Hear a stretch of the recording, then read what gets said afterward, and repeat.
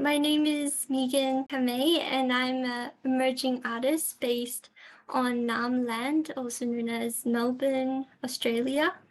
And I'm currently in my final year of my fine art degree at Monash. My practice involves performance, sculpture, installation, and it's all about exploring identity, inner child, and sensory experiences. So I'm a bit nervous, sorry. So as much as possible, I like to use recycled materials like old clothes, as you can see I'm wearing in this photo. And today I'll mostly be showing you works that I've been making during the pandemic, so in lockdown and using materials I've had around the house.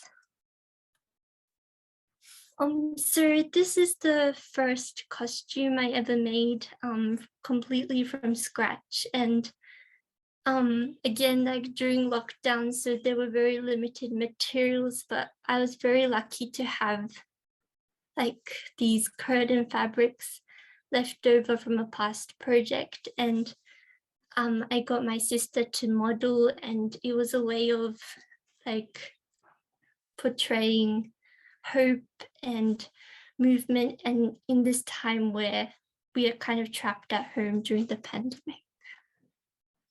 And then I went on to use the same costume for a video work which responded to music and sound, and then layered the videos of interpretations. And yeah, so this is like something I do a lot, like repurposing costumes into new meanings and giving them new life each time. And recently I've made a newer costume and using completely upcycled materials that have been given to me by friends, family, strangers, and bought from op shops. And it kind of added this meaning of connections and memories, which is why I made this headpiece that kind of represents that. And it was also a way of depicting chaos feelings. And then again, like repurposing that costume and making a video work out of it called Metamorphosis, which I will share.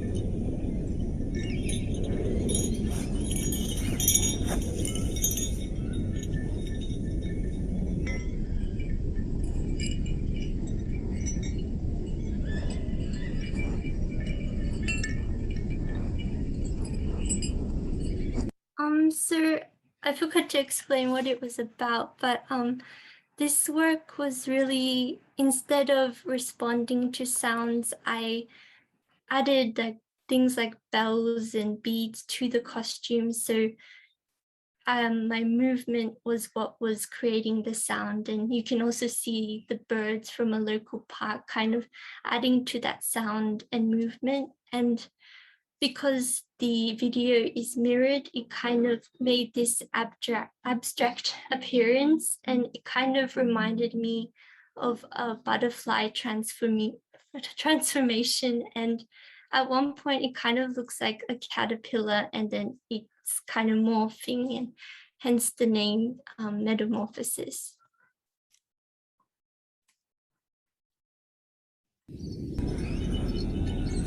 So more recently, I've started, you might have seen my headpiece, like making these fabric webs out of recycled materials as well. And they also are very adaptable.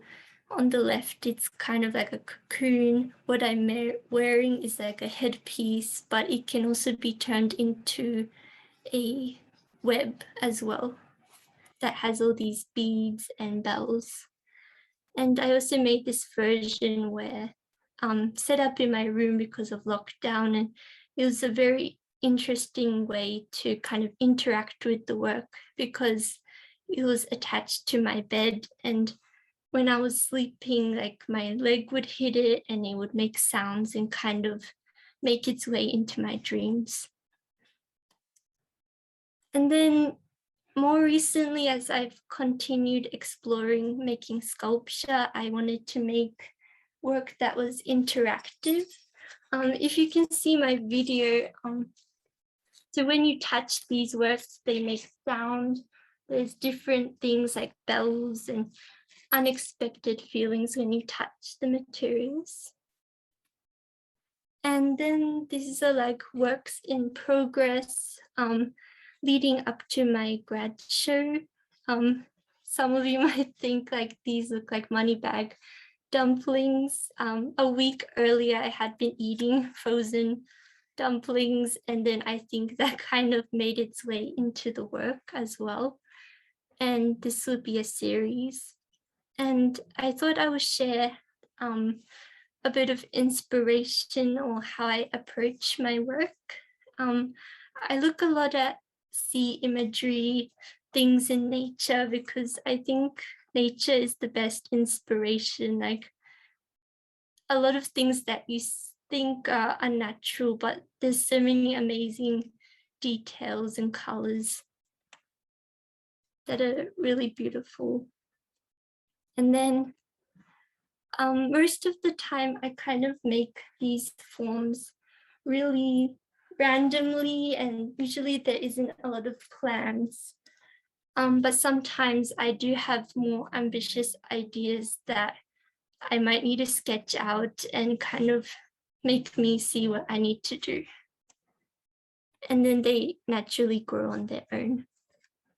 And then finally, my artist inspiration currently is Nick Cave, who makes these sound suits, and they are really beautiful because they conceal the identity of the wearer, and you don't know who they are, what their gender is, where they're from, and they are also made from upcycled materials. And finally, I also look at a lot of fashion designers like Tomo Koizumi, and I think I just like to look at fashion a lot because like the one-off designs and how they utilize fabrics, and that kind of inspires how I can approach fabrics as well. Thank you for listening, and I hope you got inspired a little bit from the talk. Thank you.